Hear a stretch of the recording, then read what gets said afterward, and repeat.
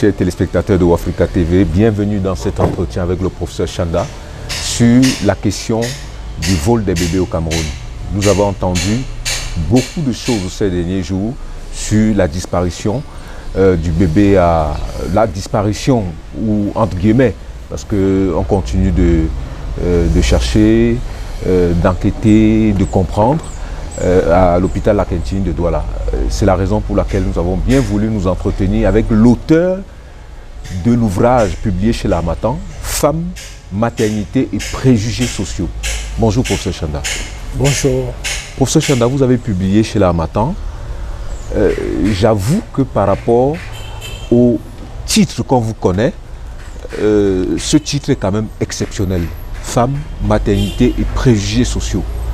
Je voudrais m'arrêter tout simplement sur les préjugés sociaux liés à la maternité, en tenant compte que ce peut être responsable de la situation que nous vivons dans la société camerounaise et africaine, naturellement. Quels sont ces préjugés qui parfois poussent des femmes à rentrer un peu dans le délire? Je crois que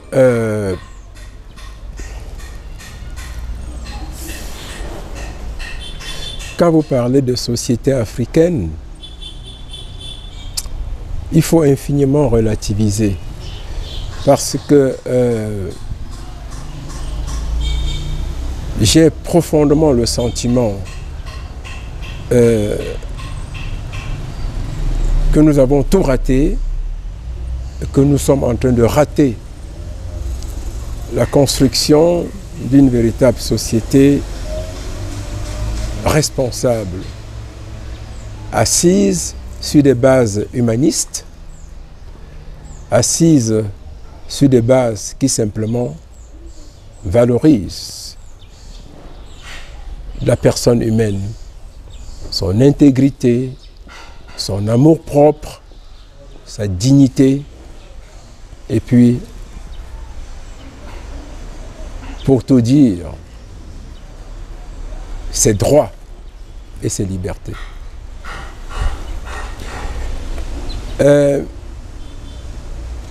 C'est vrai que quand on n'a pas vécu certaines expériences, on ne peut pas tout comprendre. On ne peut pas tout embrasser. On ne peut même pas valoriser ce qui, dans la société, est élémentaire et s'impose.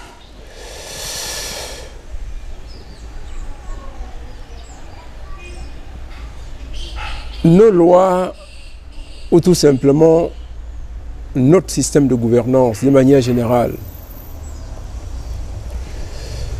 tarde encore à restituer aux individus, et à plus forte raison aux femmes, la place que ces derniers devraient occuper dans le concert général des rapports humains. Vous avez parlé de ce livre, mais j'ai produit d'autres. Dans l'affaire Vanessa Tchatchou, le vol de son bébé, j'ai produit Vérité d'État et Vérité du peuple. Vous avez dans d'autres ouvrages, tels que La malédiction de l'Afrique noire, ou encore Je suis un esclave et mon maître est un noir, je suis revenu amplement sur ces dysfonctionnements qui font qu'en réalité, lorsque vous analysez profondément nos comportements, vous vous posez la question, quand serons-nous responsables? Est-ce qu'il y a une seule petite chance, même à long terme, je ne dirais pas à brève échéance, nous soyons en mesure au moins de prendre en charge de manière générale, en éliminant tous les facteurs discriminants, toutes les catégories sociales et tous les genres, à la fois la femme et l'homme. On a là un très gros problème.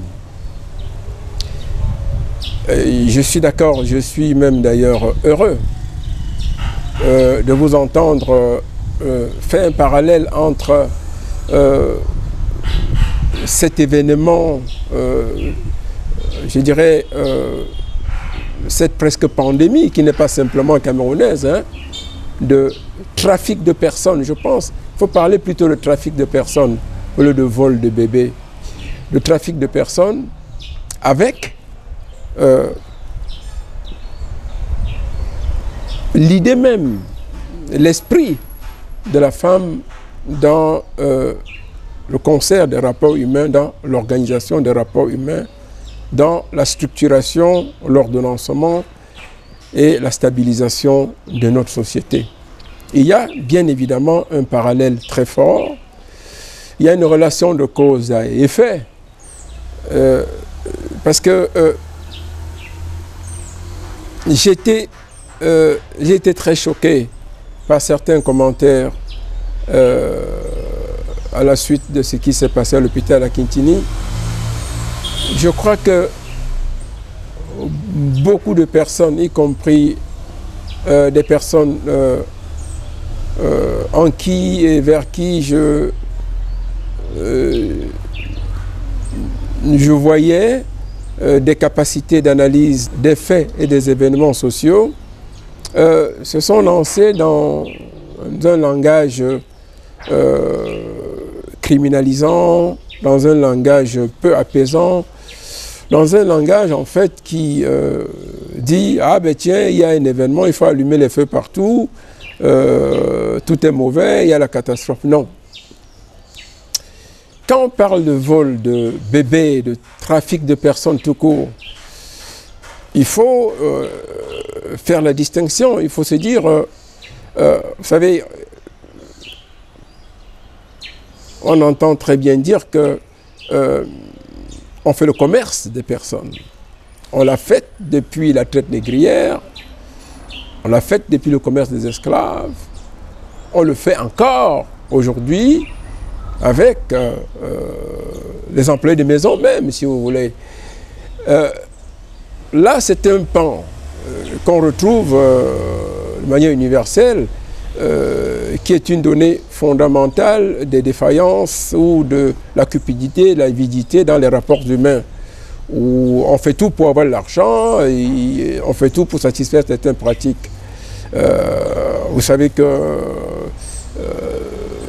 dans certaines sociétés où la sorcellerie est très ambiante, on n'hésite pas à parler de personnes qu'on a données, des organes humains qu'on recherche pour telle ou telle pratique. Ça, c'est un pan à part. Il y a l'autre pan. Le problème de la femme qui ne peut pas avoir d'enfant. Le problème de la femme qui cherche absolument à avoir un enfant et qui, pour cela, recourt à toutes les voies et à tous les moyens.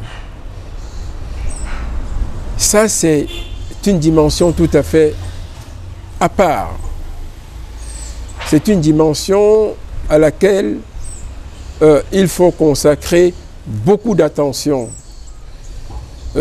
Chacun de nous a une histoire où dans une famille quelconque, on a repudié une femme en disant depuis qu'elle est mariée, elle ne peut pas accoucher. Bien que dans beaucoup de cas d'ailleurs, ça résulte de l'infertilité masculine. Et vous savez que dans ces cas-là, il est toujours très difficile d'amener un homme à se soumettre à des examens. Vous savez également que dans certaines familles, dans certains couples même, on est parvenu à des conventions où on se dit on va discrètement permettre d'avoir des enfants ailleurs qui seront des enfants du couple. Dans d'autres cas, on a adopté un ou des enfants. J'ai géré, comme vous le savez, le dossier Vanessa Tchatchou dès ses débuts. Et je peux vous dire que j'en suis sorti beaucoup plus outillé, mais beaucoup plus choqué. Pas sur le principe du vol de l'enfant même, mais sur toutes les manipulations qu'il y avait autour, ce que les gens en faisaient, toutes les incompréhensions que les gens développaient à partir de ce cas, et la légèreté avec laquelle on traitait même les personnes impliquées. Vous savez,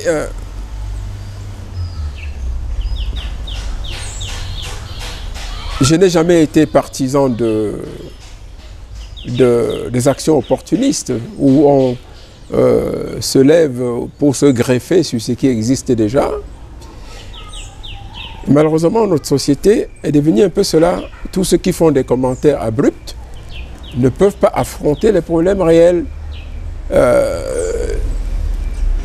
Écoutez, un matin, je m'apprête à sortir et je reçois, on me signale la présence d'un couple. Je les reçois et ils me disent, on nous a dit de venir vous voir parce que vous vous occupez de ce genre de choses, vous aidez les gens. On a un problème grave, notre fille a accouché, c'est une mineure, elle est à l'hôpital, ça fait 10 jours, le bébé a disparu. Alors je pose la question, la première question c'est, est-ce que vous êtes sûr de ce que vous affirmez? Oui, je dis, écoutez, dans ce cas-là, on y va tout de suite. J'abandonne tout ce que je devais faire ce jour-là et je fonce à l'hôpital gynéco-obstétrique. Lorsque j'arrive, je vais directement à la chambre numéro 2, lit numéro 12. Ou l'inverse. Et je trouve une jeune fille, je dirais pratiquement nue, parce qu'elle avait une robe de chambre qui laissait voir ses parties intimes. Une enfant de rien du tout. Vraiment une enfant. On m'a dit qu'elle avait 17 ans, ou oui, environ. Mais en réalité, elle faisait même moins. Vous savez, quand vous rencontrez ce genre de choses, vous avez deux attitudes.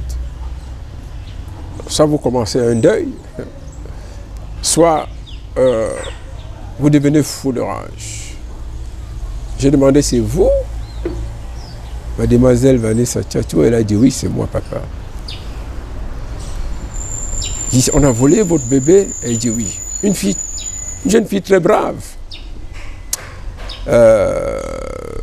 Je dis, où est la major? Elle se lève comme un soldat. C'est une enfant dure. Hein? Se lève comme un soldat et se met derrière moi. Je vous dis, vraiment, on voyait ses parties intimes. Dans une petite robe de chambre, c'était un rayon. C'était pire que la pitié. C'était à vous faire pleurer tout de suite.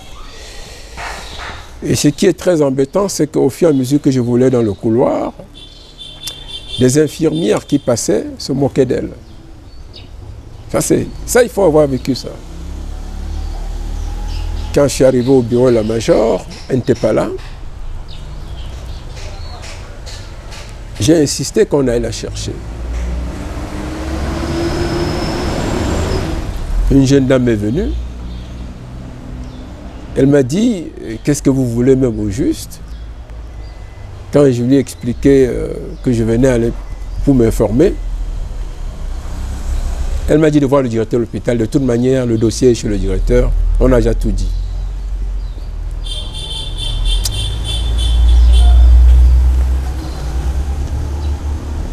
Je suis resté d'abord électrisé pendant 2 à 3 minutes. et cet enfant se tenait à mes côtés. C'était comme si elle était prête. C'était la guerre ou la bagarre. Qu'elle m'assiste. Je l'ai ramenée dans sa chambre. Et je suis resté dans son lit. Pas de drap, rien du tout. Quelques 5 minutes. Je l'ai encouragé. Je suis allé chercher des choses pour venir lui donner pour manger. Il devait être 10 heures.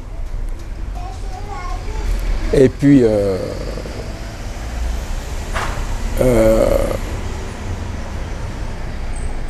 je lui ai promis que j'allais me battre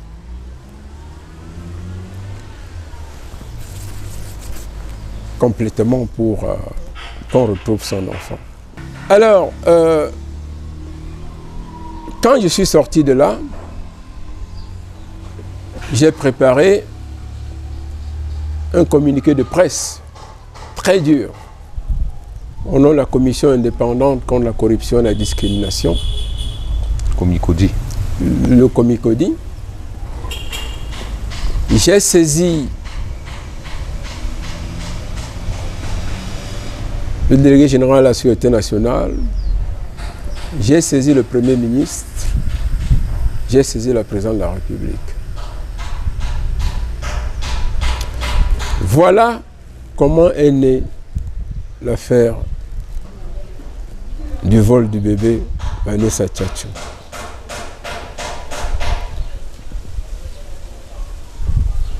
Cette affaire était très intrigante parce que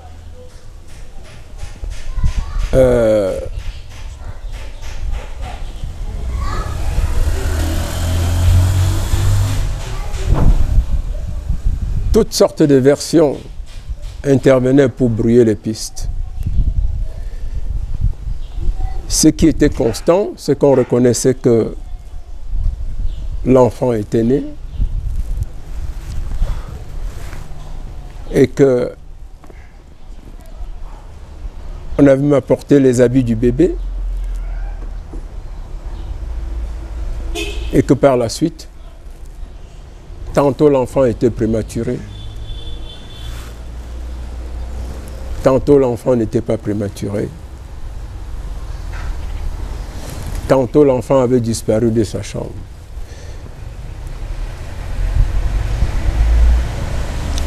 Vous savez, la suite a été une mobilisation exceptionnelle de la société civile.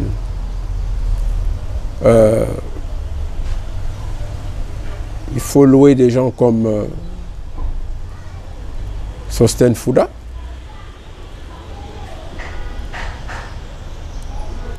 des gens comme Hilaire Kamga et beaucoup d'autres. Mais, et c'est le point d'orgue,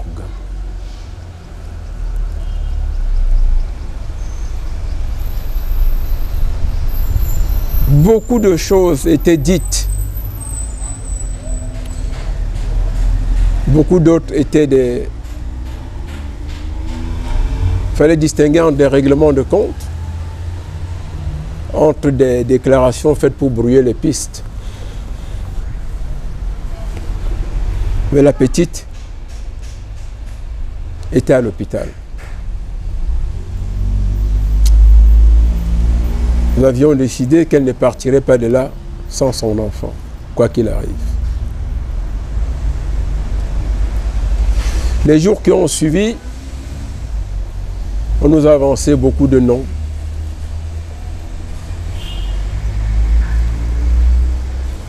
De noms de dames. On a eu des informations diverses. Tantôt du mari de la dame qui dénonçait qu'elle n'avait jamais été enceinte. qu'elle avait simulé une grossesse. En tout cas, ce qui me passionne dans tout le reste, c'est la façon dont, chez nous, les gens peuvent être responsables à minima. De deux manières. D'abord, les gens sont responsables sans frais.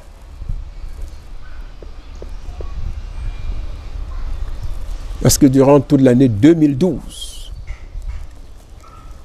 je n'ai pas vraiment souvenance de gens qui se soient déployés matériellement pour soutenir cet enfant et sa famille. C'est d'ailleurs la seule année où je n'ai pas publié de livre, parce que j'étais tout été dans l'affaire Vanessa. Mon domicile était surveillé. Mais dans la pure tradition des choses, c'est que moi-même je ne mesurais pas à l'époque, c'était la dimension humaine pour la femme même qu'on accusait. Parce que là, c'était une autre famille. C'était une femme qui appartenait à un grand corps d'État. Il fallait faire avec. Que disait le gouvernement? Que disait le ministère de la Justice? Que disait sa famille à son tour?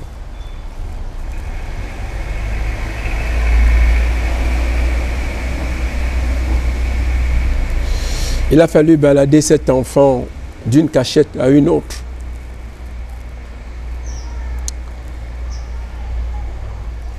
Je peux vous dire que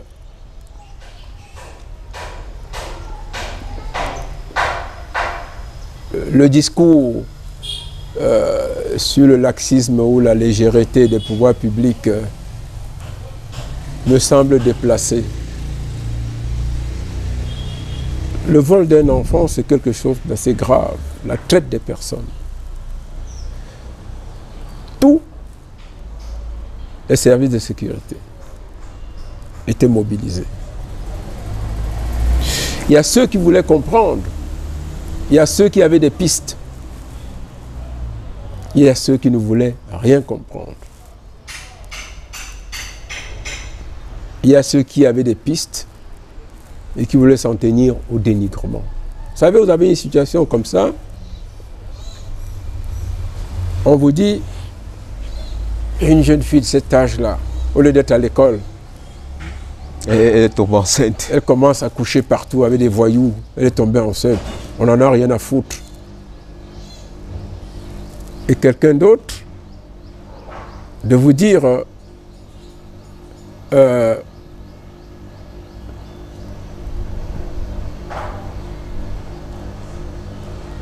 mais une dame comme ça, une putaine, elle a peut-être fait beaucoup d'avortements. Et puis elle ne peut pas accoucher, elle va voler un enfant. Et vous avez maintenant le gouvernement qui doit gérer la situation. Le maintien de l'enfant, de la jeune fille à l'hôpital, est un vrai drame, parce qu'il y a des manifestations autour de l'hôpital au fur et à mesure.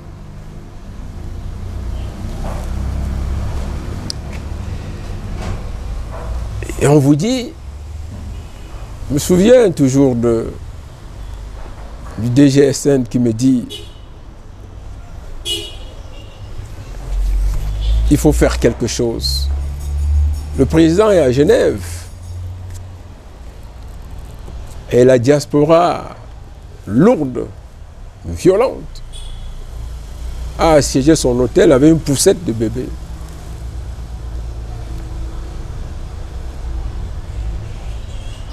Maître Mélie, à qui il faut rendre hommage ici, parce que j'entends beaucoup parler de cette affaire et vous avez des individus qui interviennent, qui disent n'importe quoi aujourd'hui, qui s'en approprient de manière malhonnête et maladroite. Il faut rendre hommage à Maître Mélie. J'ai eu beaucoup d'avocats qui sont venus pour des besoins de publicité, On veut être conseil, on veut être entré dedans. Évidemment, c'était pour la publicité.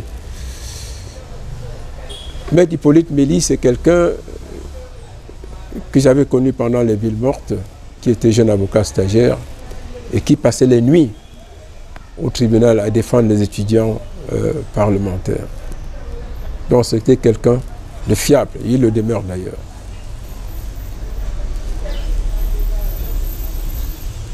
Qui, à un seul instant, pensait à la magistrate, ce qu'elle vivait de son côté?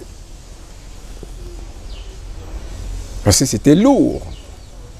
Vous avez des compatriotes comme Vincent Sostène Fouda, vous pouvez insulter les gens, dire tout ce que vous voulez, mais ça, c'est des compatriotes qui savent se lever pour des cas sociaux, pour des grandes causes.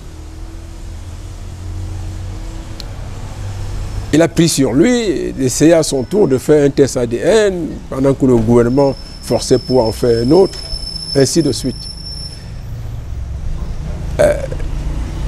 Si j'en parle avec autant de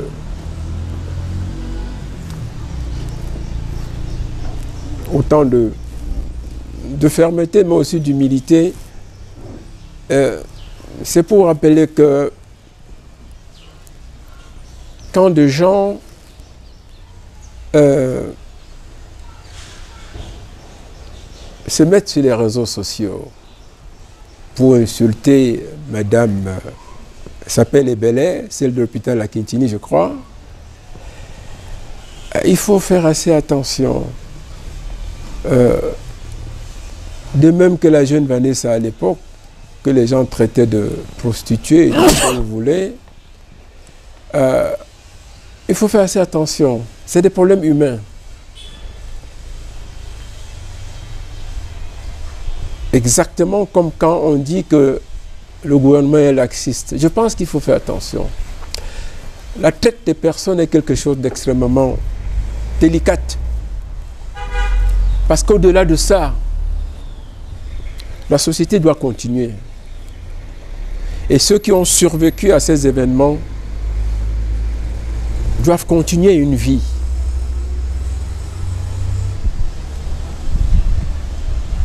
Cette jeune fille, Vanessa, j'ai admiré quand elle remercie les Camerounais et tout, mais c'est très peu. Parce qu'elle ne peut pas raconter vraiment son histoire. C'est une histoire complexe. C'est une histoire d'aventure, de souffrance, d'errance même. Parce qu'elle est en troisième quand on lui vole le bébé. On est en août 2011. Et après, elle est déterminée, elle doit reprendre l'école. C'est une orpheline de père. Elle doit reprendre comment? Déjà même que la vie, durant l'année 2012, est assez compliquée. Il faut la cacher, il faut la prendre d'un coin à un autre. On la pointe du doigt en route. Et quand elle doit repartir à l'école, il faut l'amener d'un établissement à un autre, d'une région à une autre en changeant de nom, en s'organisant avec les proviseurs de lycée et les chefs des établissements pour qu'on ne connaisse pas sa vraie identité, jusqu'à ce qu'elle passe le bac à 23 ans. Tant mieux. Et même que pour lui délivrer l'attestation, on doute. On croit que des gens comme Sanda Tomé ont trafiqué pour qu'on lui fabrique un faux bac. On lui pose des questions, donner le nom de 2 professeurs de mathématiques de seconde et de première, elle donne. Donner le nom des amis qui ont passé le probatoire avec vous, elle donne. Donner le nom d'amis qui ont échoué le bac, elle donne. Et puis elle m'appelle de là-bas, je parle responsable. Et les types, ils se lèvent tous, ils l'embrassent. Ça me permet de dire quoi? De dire une autre chose. Tous ceux qui font beaucoup de bruit sur les réseaux sociaux et à l'étranger même, ainsi de suite, la plupart, c'est des tonneaux vides qui ne sont en réalité ni nationalistes ni patriotes, qui ne peuvent pas tenir la main de quelqu'un qui est en train de mourir en route. Il ne faut pas confondre agitation, nuisance et acte de solidarité, compassion et implication effective. Les vrais patriotes, les vrais nationalistes ne se révèlent pas. C'est des Camerounais de tous les jours, des gens de tous les jours qui posent des actes importants pour aider les gens, pour assister les autres, mais restent dans l'anonymat. Et là, quand vous avez par exemple le cas d'une femme qui est dans la détresse parce qu'elle a perdu son bébé, vous pouvez mieux comprendre. C'est un message. Il ne faut pas développer des discours du genre on vole à l'hôpital, on tue à l'hôpital, on fait ceci. Non, c'est extrêmement dangereux. De la même manière, quand on a une situation comme ça, il faut réfléchir profondément. Si une femme a volé un enfant, qu'est-ce qui lui arrive? Ça a commencé comment? Quelle est notre part de responsabilité? Quelle est notre part de responsabilité en tant que société? Et je crois que, excusez-moi d'avoir été long, mais...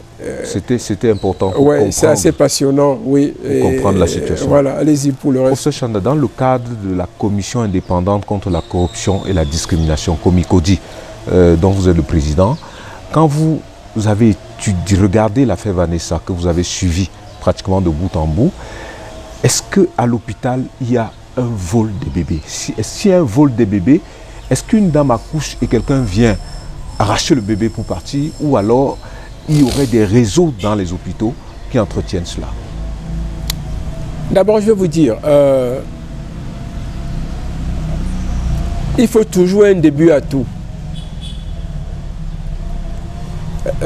J'aurais bien aimé associer à ce témoignage des gens comme Maître Méli ou comme Vincent Sosten Fouda encore, avec qui on a fait beaucoup de chemin dans ce dossier. J'oubliais d'ailleurs de parler de Valzero aussi, qui s'est beaucoup donné dans cette affaire. Écoutez, nous avons appris beaucoup de choses parce que nous avons reçu beaucoup de dénonciations. Effectivement, il existe des réseaux. Mais à la vérité, ce sont simplement des rencontres de l'utile et de l'agréable, du besoin et des solutions. Je ne vous apprends rien. Il y a beaucoup de jeunes filles qui portent des grossesses pour d'autres personnes, pour d'autres familles. Oui, au Cameroun comme ailleurs. Oui, il y a beaucoup de jeunes filles, y compris même des femmes, des mamans, qui accouchent et se débarrassent du bébé. Je ne parle pas de celles qui se débarrassent du fœtus. Précisons pour ajouter qu'il y a des pays où les prix sont connus d'avance. Je vais aller plus loin. Oui.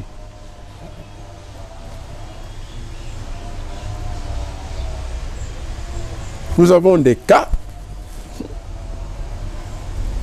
où des hommes, y compris des responsables comme vous et moi, ont enceinté des jeunes filles et les ont obligées soit à avorter, soit à se débarrasser du bébé pour quelqu'un d'autre. Ça m'amène à dire quoi? quand on parle de réseau,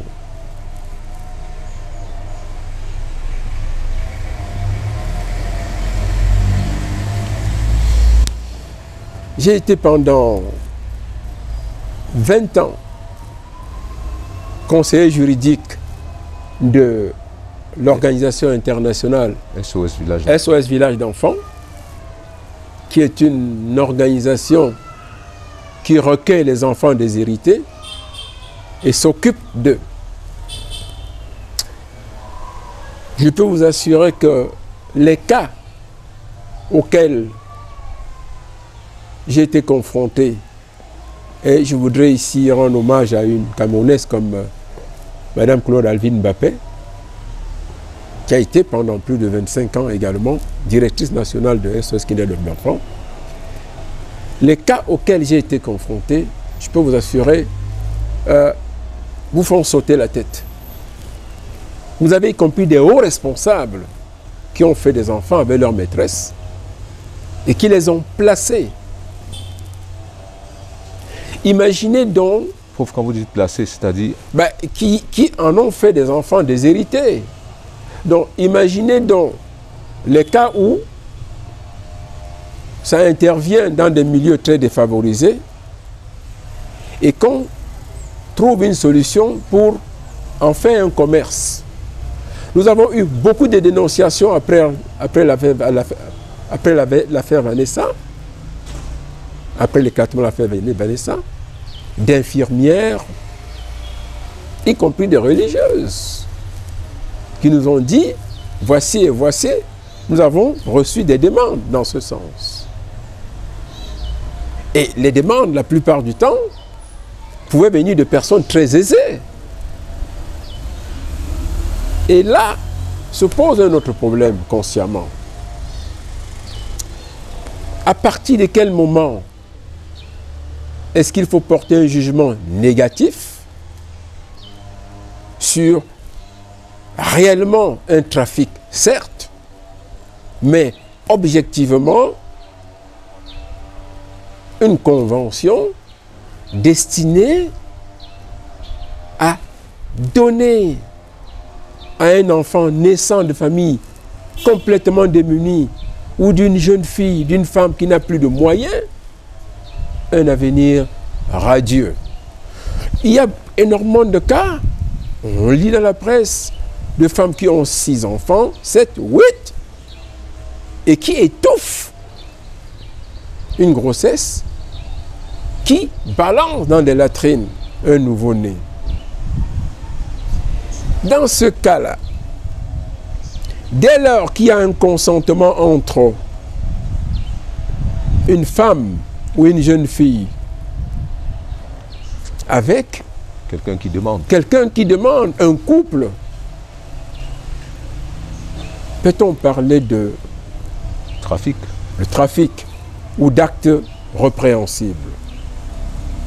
Ça, c'est une grosse interrogation.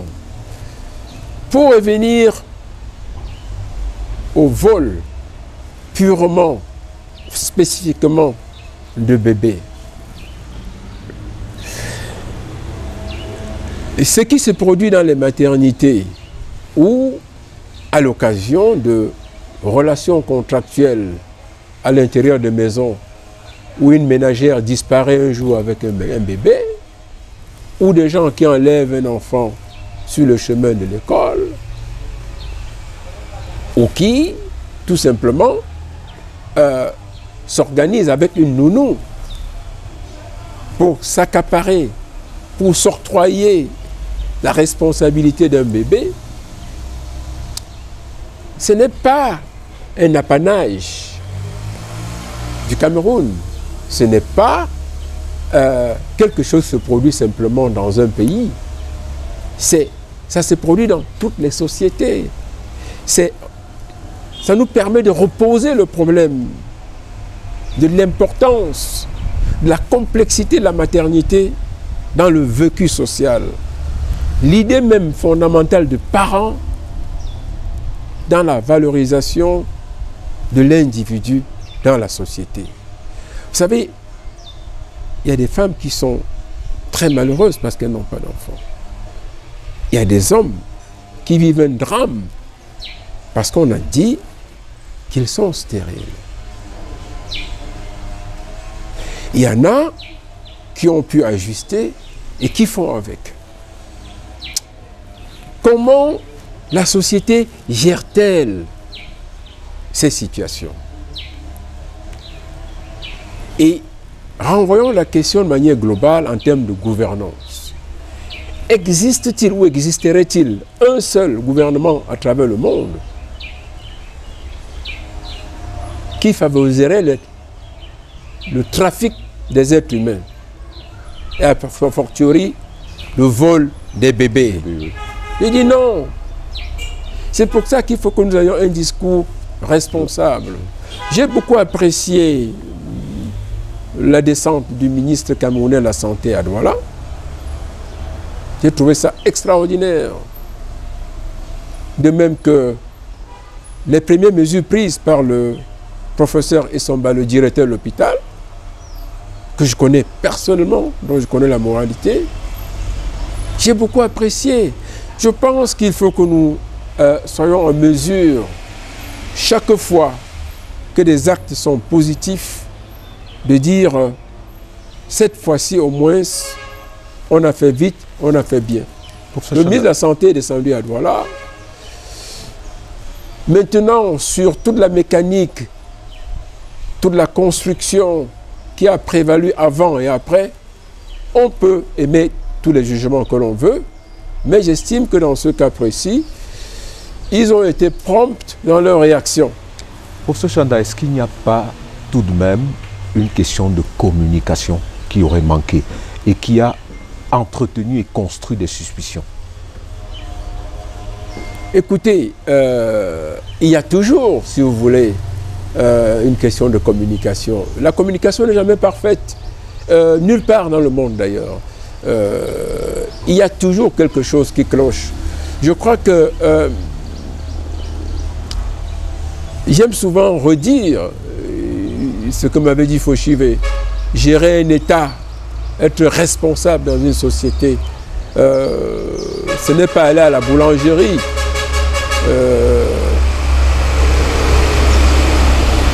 acheter son bout de pain et en ressortir.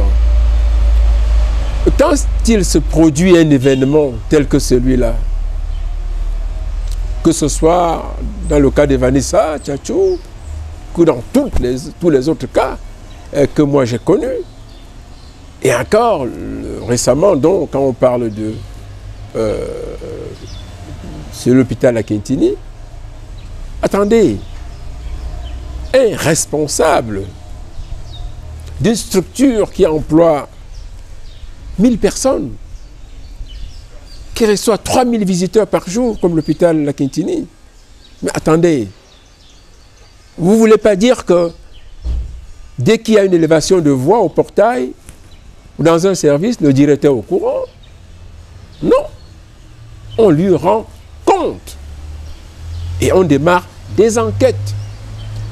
Il est clair que dans un premier temps, les responsables ne peuvent pas avoir tous les tenants et les aboutissants d'une situation. Mais il est également clair que dans la suite opérationnelle, on peut observer des défaillances, volontaires ou involontaires. D'abord parce que des personnes peuvent se dédire, peuvent se contredire, peuvent régner des propos qu'elles auraient tenus dans un premier temps, parce que certaines évidences du début peuvent s'avérer inexactes, peuvent s'avérer fausses, parce qu'ensuite certains acteurs peuvent être absents, parce qu'ensuite on peut avoir à la fois des acteurs internes et des acteurs externes, parce qu'ensuite il y a toute une historicité qu'il faut remonter parfois, soit pour vérifier l'ordonnancement, la fonctionnalité des structures de la logistique interne, soit pour remettre en cause la qualité de tout l'équipement qu'on a reçu. Il y a beaucoup de choses qui interviennent. Là, je suis d'accord avec vous, il y a un problème de communication. Mais s'il y a un problème de communication, il y a également un problème de responsabilité sociétale en ce qui concerne les leaders d'opinion, la presse, les médias. Vous ne pouvez pas vivre dans un contexte où le principe c'est tout de suite on décrète l'incendie parce qu'il y a un événement malheureux qui se produit. C'est un tort, c'est une erreur catastrophique. On ne raisonne pas, on ne réfléchit pas, on accuse, on dénigre, on impute, on juge, on condamne tout de suite. Non, nous ne pouvons pas devenir une société où les gens se transforment en loups. Dès qu'il y a quelqu'un qui tombe, dès qu'il y a une goutte de pluie, on a décrété des sentences de mort pour les responsables. Non, réfléchissons. C'est pour cela qu'il faut avancer.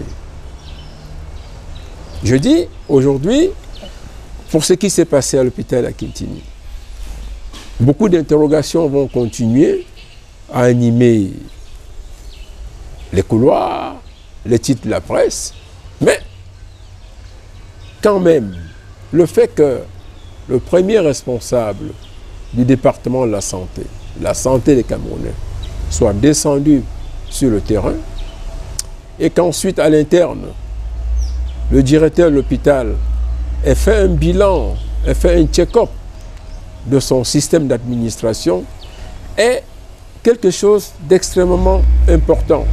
La suite, la postérité témoignera si les actes posés, les jugements émis sur place ou dès le lendemain étaient les bons ou si ça cachait quelque chose. Mais en attendant, faisons avec les faits, que l'on insulte ni la jeune maman, ni les responsables de l'hôpital. Voilà. Professeur Chanda, il y a certainement des femmes ou des hommes qui nous regardent et qui ont des problèmes d'enfantement et qui voudraient bien savoir si on veut un enfant, qu'est-ce qu'on fait? Écoutez, merci pour la question. Je crois que je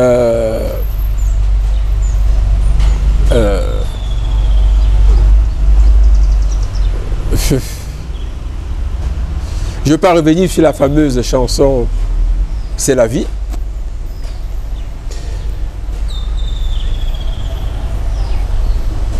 Il y a au Cameroun des structures déjà assez avancées pour la procréation assistée, la fécondation in vitro. Vous avez le cabinet du docteur Sandjon Adouala, le docteur Sandjon, le docteur Bell, qui sont, je pense que ce sont les premiers, n'est-ce pas, ce sont les premiers promoteurs de telles structures. Et vous avez le Crachet, le centre de reproduction Chantal Biya, qui est accoudé à l'hôpital général à Yaoundé, qui fait des merveilles, si vous voulez. Et je pense qu'il y a 2 ou 3 autres dans le pays.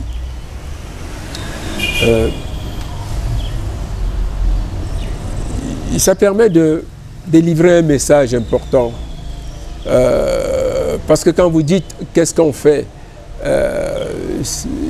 et que ma réponse est celle-là, ça veut dire qu'il faut de l'argent parce que ce n'est jamais moins de 2 millions. Et cette fois-ci, je pense, c'est entre 2 et 5 millions, sans compter tout ce que cela entraîne comme émotion, comme préparation et tout. C'est beaucoup d'argent en réalité. La jeune compatriote qui est colboxeuse et dont le mari est moto-taximan ne pourront jamais payer ce genre de choses. Ça me permet de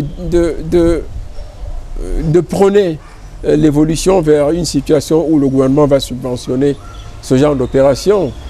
Mais en attendant, nous devons avoir beaucoup d'égards, beaucoup d'expressions de solidarité vis-à-vis des parents. Parce qu'en réalité, on est parents. Parce qu'on est un homme et une femme, on est parents. Parce qu'on est un homme, on est un père. Parce qu'on est une femme, on est une mère. ça, que l'on ait accouché de soi-même un enfant ou pas, on l'est en réalité. Je parle du principe que tous les enfants du monde appartiennent à tous les hommes et toutes les femmes du monde. Et ça me permet de délivrer le message sensationnel, empreint d'assez d'humilité, de solidarité, d'amour et d'affection pour dire quand nous sommes au quotidien avec des femmes qui n'ont pas d'enfants, qui n'ont pas pu accoucher, ou qui ont décidé de ne pas en avoir, il faut avoir beaucoup d'éthique dans son comportement. Il faut être prudent de ne pas dire certaines choses, de ne pas émettre certains jugements. Vous savez, il faut vivre un amour et une affection permanente. Parce que pour le principe, comme je l'ai dit, on est homme, on est femme, on est parent. Moi, je suis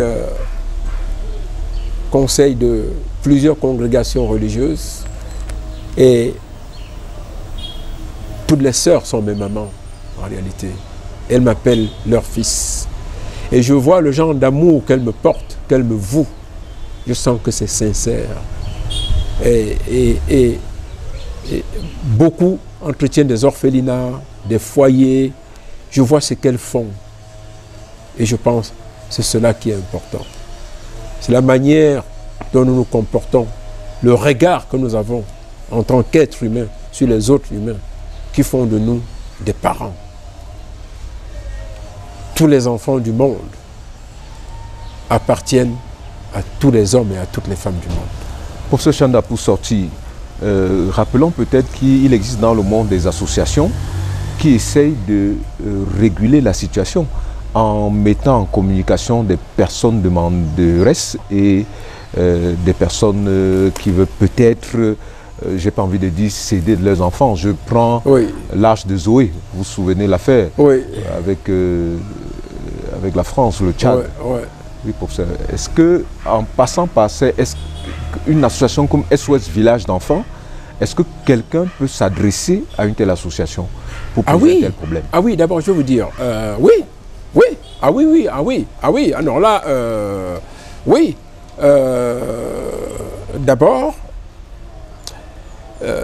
j'ai oublié de vous dire, parce que ce serait été long, l'association SOS Kinderdorf, Village d'enfants international, qui a été fondée par un Autrichien à la fin de la Deuxième Guerre. Il avait vécu le drame des enfants abandonnés partout. C'est un système où on recueille les enfants déshérités, pas de manière automatique.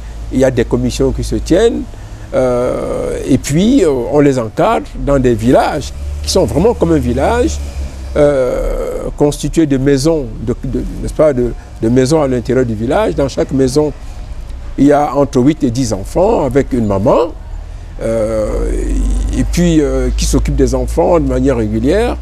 Et on peut adopter ces enfants. Il y a aussi toute une procédure pour cela, qui passe par les canons officiels. Il y a le ministère des Affaires sociales, il y a une sous-direction de l'enfance d'ailleurs, avec des mécanismes et puis une réglementation précise si vous voulez adopter un enfant.